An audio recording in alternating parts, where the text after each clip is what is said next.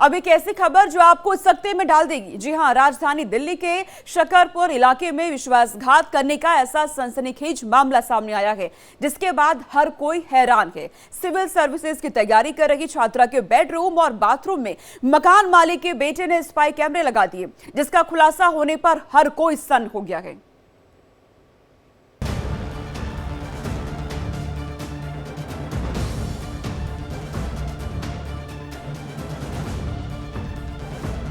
Delhi police के शिकंजे में खड़े इस हैवान को जरा गौर से देखिए।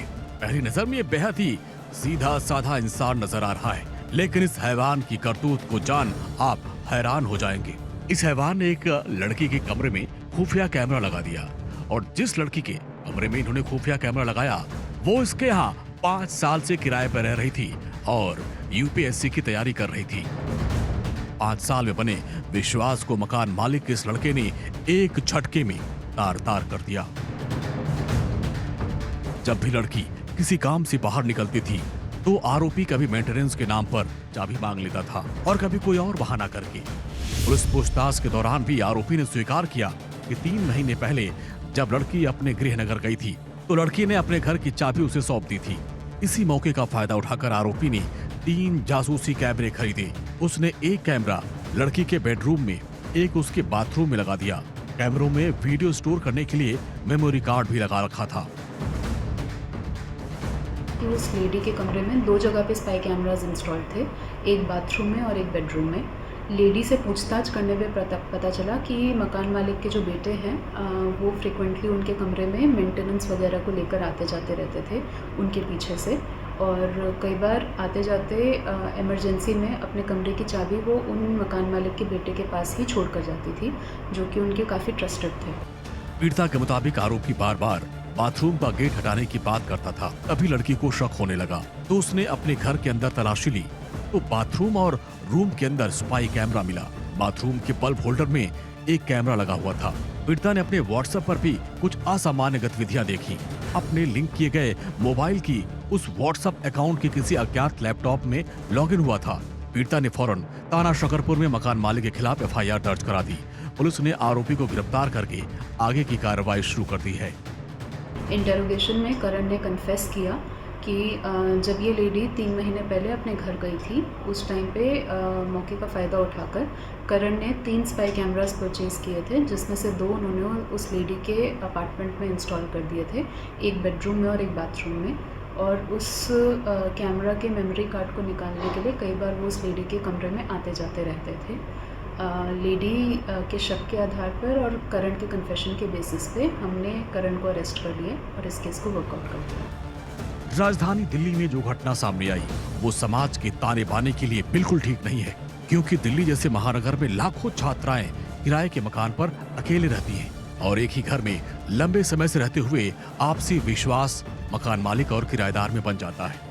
आप भी कभी भी अपने पड़ोसी या फिर सिक्योरिटी गार्ड को अपनी चाबी देकर चले जाते होंगे, लेकिन अगर कोई ऐसा कदम उठाए कि आपके घर में, आपके बेडरूम में कैमरा लगा दे, तब ये दुनिया कैसे चलेगी? क्योंकि विश्वास ही हर इंसान का सबसे बड़ा गहना होता है।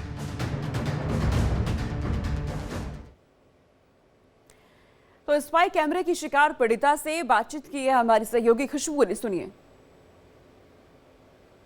इस वक्त हमारे साथ वो पीड़िता मौजूद हैं जिनके साथ ये पूरी दुर्घटना हुई थी, उनसे बातचीत करेंगे। मैम, किस तरीके से आपको पता चला और पूरी घटना क्या थी? मैम, मैं यहाँ पिछले कुछ सालों से रहती हूँ। जब सब जाते हैं तो इन्हें चाबी दे के जाते हैं और ये ले लेते हैं चाबी। फिर जो वो बार बार मेरे वॉशरूम के दरवाजे के पीछे पड़ गया कि इसे बंद करके यूज़ किया करो या इसे निकलवा दो, इसकी ज़रूरत नहीं है। वो वॉशरूम दरवाज़ा निकलवाने वाले को भी ले आया, तो मुझे बहुत डाउट हुआ। मैंने उसे की नहीं दी। फिर मैंने, मेरे दिमाग में आया इसे चेक करती हूँ। फिर मैंने उसे चेक किया तो उसमें हिडन कैमरा लगा हुआ था। फिर मैंने रूम भी चेक किया तो वहाँ से भी 3 कैमरे मिले हैं। टोटल कितने कैमरे? 4। अच्छा, वॉशरूम का दरवाज़ा, वॉशरूम के अंदर भी ऐसा सुनने में आ रहा था कि लगाया हुआ है कैमरा, तो वॉशरूम का दरवाज़ा हटाने के लिए क्यों बोल रहे? वो उसकी बैक साइड में आ रहा था ना कैमरा। तो आपको कब पता चला और कैसे पता चला कि जब दरवाज़ा निकलवाने वाले को ले आया तो मुझे लगा ये क्यों निकलवा रहा है, क्यों अपना दरवाज़ा कोई निकलवाएगा अपने घर का। तो आपने किस तरीके से चेक किया होगा, कुछ ऐसा दिखा? मैंने देखा ये खाली होल्डर लगा हुआ है, इसका कोई कनेक्शन भी नहीं है, गीज़र से कनेक्शन कर रखा था। तो फिर मुझे डाउट हुआ।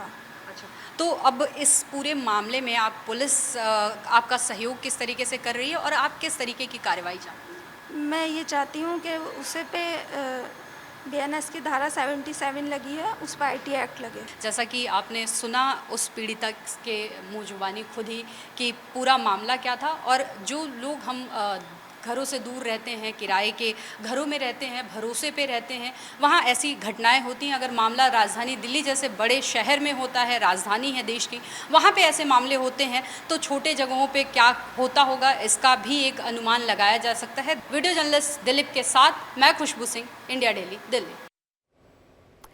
पीड़िता को आपने सुना और इस मामले को जानने के बाद हर कोई हैरान हो रखा है। इस पर हमारे संवाददाता पंकज राय ने भी खुफिया कैमरों को लेकर एक रिपोर्ट तैयार की है। जरा देखिए और जानिए स्पाई कैमरों का राज।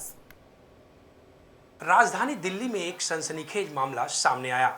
ये ऐसा मामला कि जो भी दूर दराज से हमारी बहन बेटियां आती हैं, उनको कहीं न कहीं एक तरह से डर और दहशत का माहौल फैला सकता है। ये मामला है बाथरूम से लेकर के रूम में हिडन कैमरा लगाने का। इस वक्त मैं दिखाना चाहूँगा कि राजधानी दिल्ली के उसी मकान पर हूँ जहाँ पर बाथरूम से लेकर के कमरे में हिडन कैमरे लगाए गए थे। मैं अपने सहयोगी के माध्यम से दिखाऊंगा कि देख सकते हैं कि जहाँ गीजर का पॉइंट दिया गया है वहाँ बाकायदे हिडन कैमरा लगाया गया था। और ये बाथरूम है जिसको कि कोई भी यूज करेगा तो उसकी जो भी गतिविधियां हैं जैसे हैं वो सारी चीज़ देखी जा सकती है। दूसरा, मैं अपने सहयोगी के माध्यम से दिखाना चाहूँगा कि ये देखिए कमरे में आ गए हम लोग। कमरे में ठीक यहाँ एक पॉइंट दिया गया है जिसमें एक यहाँ पे हिडन कैमरा था।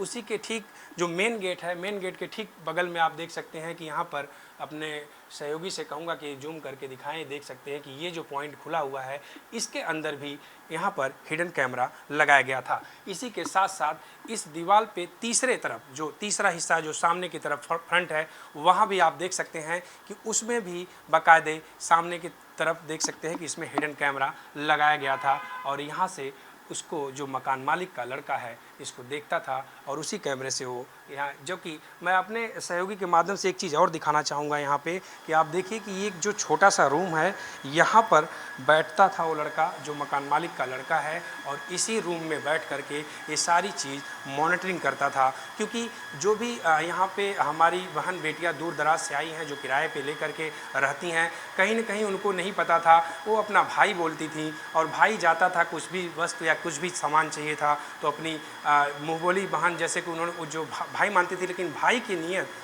ख़राब थी। भाई अलग तरह से काम कर रहा था क्योंकि बहन तो विश्वास था कि 5 साल से मैं रहती हूँ और ये हमारा भाई है। भाई इसी रूम से मॉनिटरिंग करता था और यहीं से कमरे में बार बार उनके पास जाता था और उनसे किसी भी तरह की कोई भी काम, चाहे पेपर मांगना हो, चाहे प्रिंट आउट लेना हो, ऐसी तमाम चीज़ें जो भी उसको ज़रूरत होती थी वो मांगता रहता था। लेकिन इसी कैमरे के माध्यम से वो क्या करता था ये तो फिलहाल जांच का विषय है। देखना ये है कि किस तरह से ये जो एक मैसेज उसने दिया है इससे आसपास के लोगों में भी दहशत का माहौल है। जो भी दूर दराज से बहन बेटियां आई हैं उनका भी कहीं न कहीं उनके अंदर भी डर का माहौल है, वो भी डरी हुई हैं। फिलहाल सारी चीज़ें जांच का विषय है। पुलिस का भी कहना है कि हम इसमें जांच कर रहे हैं, जांच मिलने के बाद उसके खिलाफ और उचित कार्रवाई की जा रही है। कैमरा पर्सन अनूप के साथ मैं पंकज, इंडिया डेली, दिल्ली।